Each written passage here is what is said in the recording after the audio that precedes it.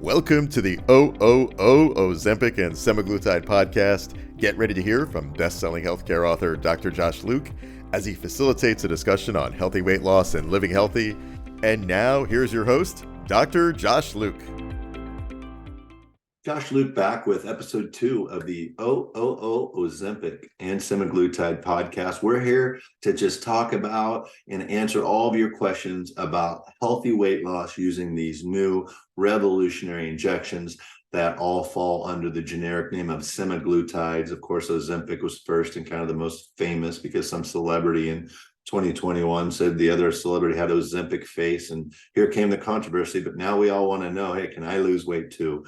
This episode is really about my story, and I'm going to share about how my wife and I have had the experience over the last almost 90 days now of taking the injections. Both of us have lost 30 pounds, and this is just my experience. I am not a medical doctor. After this episode, we're going to start to bring on pharmacists and doctors and different guests who can just tell us different things about the semaglutide revolution, side effects, will your insurance cover it, what type of food should I be eating, can you drink alcohol, all those things. I'm going to tell you my experience with those right now, but then we'll bring experts on in future shows. When I started losing weight and was really excited about the injections, I just started looking for podcasts and I couldn't find any. So I've had 2 top 10 annual healthcare podcasts in the past. I work in healthcare. I've been a hospital CEO. I know a lot of experts on living healthy and wellness, if you will. I've written a few books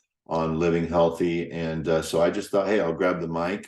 I'll use my platform. I've been an influencer on LinkedIn and on Twitter. So let's just get the word out so people can learn and find out, hey, is it safe? Will my insurance cover it? What can I expect? What are the side effects? So let's jump into my journey.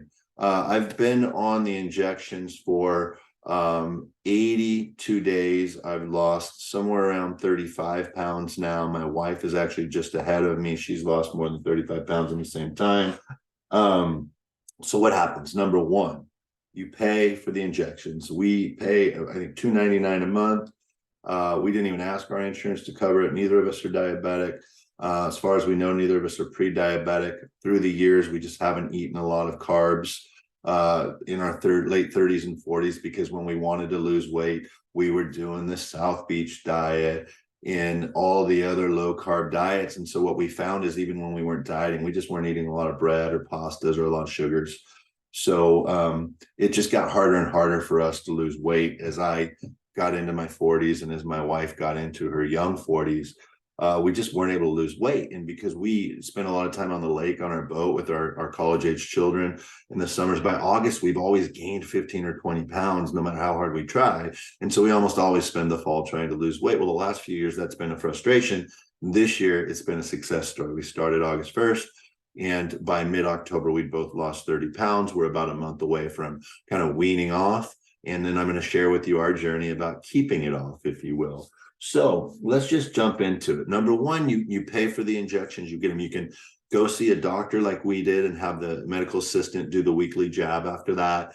It's really quick. We're in and out. But a lot of people I know are just doing the mail order, and it comes to your house. You just jab yourself in the arm or switch it up, things like that. And you've had success. But that's just step one, taking the injection. I don't want you to waste this money by not then going to step 2, which is the most important thing, which is plan your meals and count your nutrients, right? So know how many calories, and you can buy the Lose It app or upgrade to Lose It Plus, and the Apple has one. There's 100 different nutrient, calorie, carb counting apps, right? Just sign up for one and log. I know about how many calories my body can take before I'm going to start gaining weight, 1,500 to 1,800 at my height and everything. And also about how many carbs before my body's storing carbs. And so I just went into this diet with a plan to stay significantly under that until I started to see results. And so, believe it or not, I actually, for the last year and a half, was doing intermittent fasting to keep my weight down. Was that helping? I don't know. I wasn't really losing weight, but I wasn't gaining. So I just got in the habit of not really eating until 11:30 or noon. Well, on this diet, I've changed that.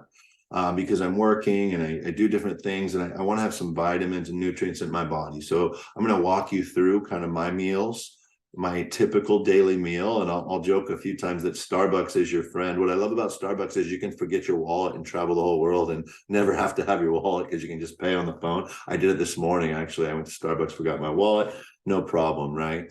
But my typical day meal day is I get up in the morning and I have either a yogurt or a Greek yogurt, 60, 70, 80 calories per cup. I specifically eat it out of the pre-made cup. I take about a tablespoon or a tablespoon or two of granola, throw it on top so I can get a little crunch. And then one of the things I've really started doing in the last few years is just having just like a quarter of a cup of orange juice, just enough to get some vitamin C in my body, to get my brain functioning. I'll try to have at least 1 cup or bottle of water in the morning, and then have usually 1 cup of coffee black. I don't put anything in my coffee other than ice to cool it down because I'm wimpy. But so what do you have there? You have your let's just say 80 calorie yogurt I had this morning, probably 30 to 50 calories of granola, just to, again, mix it up, get some nutrients in there, get a little crunch in my yogurt. I'll have probably 50 to 100 calories of orange juice just because I want those vitamins. Throw 5 calories on there for your a Starbucks coffee or whatever it might be. And that's it. Now, some days I'll drive through Starbucks and grab some of those egg white bites. Really, you can't go wrong with a lot of Starbucks breakfast. They have that turkey bacon on the 2 English muffins. A lot of times my wife and I'll just throw the top muffin out and eat the bottom. So it takes it down to 130 calories, something like that. So a lot of options there. That's my breakfast. At lunchtime, I'm just smart and healthy. I'll eat a salad. I actually will go to Mexican food for lunch a lot, and I'll order just a chicken salad or a chili verde salad. They just put a little sour cream and guacamole on the side, or salsa, so I can kind of dabble it in there, no dressing. And I don't really calorie count that. I just know in my head I'm not eating the chips or the no beans on that. And just oftentimes when they bring the salsa, I'll either just have like 3 chips, but I'll eat little tiny bites of the chip, or I'll just eat it with a spoon, eat some salsa with a spoon. Some people might not like that, but that's what I do. And then at dinner, here's where it really gets interesting. At dinner time, my wife and I are finding that we're sharing a meal often now, because after 3 or 4 bites, we're just not hungry. We're just not that hungry. And it's really finally helped us get to a place that when we go out, which we tend to go out a lot, we're empty nesters now, we'll just order one thing, an appetizer, or we'll each have our own salad, or share an appetizer, share a meal. And we're not fighting over the last few bites like we used to, after 3 or 4 bites, you just feel full. If I need to snack, I like to keep the 100-calorie snacks within arm's reach. Some of those chips that you get, that some of the low-calorie companies make. I like the 100-calorie bags of popcorn. I'll actually not just buy the pre-popped ones, but I'll go get the ones in the aisle where you can throw them in your microwave. They're 100 calories. What about alcohol? I probably am still having 2 to 3 drinks a day some days, and I haven't had a problem with it. I'm not a doctor. I'm not telling you to drink. I'm not telling you to eat these things. What I'm doing is just sharing with you my experience that to be social, I often go by our local Elks Lodge after work, have 1 drink, then I might have 1 at dinner when I get home, and then 1 before bed. It's been calculated into my calorie count. So that answers a lot of your questions about what type of meals can I drink while I'm on it. Beer, you got to watch the beer, because as guys, it goes right to your belly, right? So if I have a beer, it's usually just a sip and have a little flavor. But I definitely have a meal plan on this, 80-day. I just had a side effect. I just had a little regurg. Hopefully you didn't hear that, but too much information, right? But that's on our future show. We're going to talk about the main side effects being nausea, regurgitation, or some might call it burping or belching, and then either diarrhea or constipation, somewhere in between, or both. And one of our experts is going to get deep into that. We had a great conversation. So just covering a lot here, drinking a lot of water. Of course, you always want to do that. Try to get your 8 cups a day. Like every other diet, try to kick up your exercise. And now that I'm in my 50s, guys, it took me several years as a 3-sport athlete in high school to come to grips with the fact that walking is exercise, right? Because I am doing this for my health. So remember, part 2 is you. planning your meals, counting your calories and your carbs and your nutrients and whatever else. So we're going to have whole episodes on what type of foods to eat. We're going to end every episode with a suggested meal, things like that. So you are really the one that has to make this happen. These shots are not burning your fat, and you're not going to just wake up. And what you are going to do is not be hungry. There are going to be times when you're still hungry a little bit, but the first 2 weeks, quarter of an injection, the second 2 weeks, half an injection. By week 5, you're at a full injection. We'd already lost weight because mentally we'd already checked in. We plan on going back down to a half an injection for month 4, so we can wean off. My wife actually went up to 1.5 injections for a couple weeks because she started to feel a little hungry. It's up to you. The price stayed the same for us. Just work it out with your provider, whoever that is. Google it locally, but also you can, find some mail order services. So I want to make sure I covered everything here.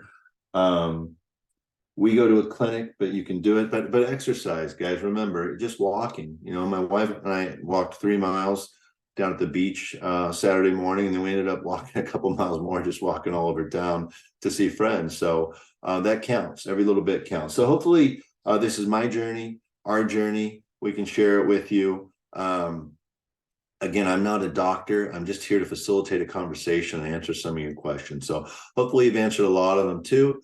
In wrapping up this show, I just want to share with you another healthy meal, a low-calorie meal that I love to eat, that I have pretty regularly. I've shared several of them with you here today, but just scrambled eggs or egg whites. A lot of times just mix those in. And the nice thing about that is you can have them for every meal. And even if you're really just wanting a burrito or something one day, you can get those low-calorie, low-carb tortillas. They have all kinds of fancy tortillas now made out of different vegetables or even lettuce, things like that. But even just a little scrambled eggs or egg whites with some sriracha or some salsa wrapped in a small tortilla or with lettuce can get you out the door with, less than 250 calories for a meal. And if you can approach that to get to 2 or 3 o'clock a day in the afternoon each day and be under 500 or 600 calories for your 2 meals, you're off to a really good start, especially if, like my wife and I, we get to dinner time and that's when our stomach just says, man, you're full. You don't need much food. So that's my special low-cal meal tip of the day: scrambled eggs or egg whites, play with some sauce or salsa, maybe throw a tortilla in or some lettuce wraps, whatever it might be. So thanks for listening. Give us a like and a share and a follow. Share it on your social media for anybody else that's considering taking the injections. I'm your host, Josh Luke, of the E02 Ozempic and Semiglutide podcast. Thanks for listening. You've been listening to the E02 Ozempic and Semiglutide podcast. Dr. Josh Luke is a PhD, but not a medical doctor, and none of his comments or comments of his guests are intended to be medical advice. Make sure to like, follow, share, and subscribe to the podcast on Spotify, Apple Podcasts, YouTube, or wherever you listen to podcasts. Thanks so much for listening, and we'll be back soon with a new episode.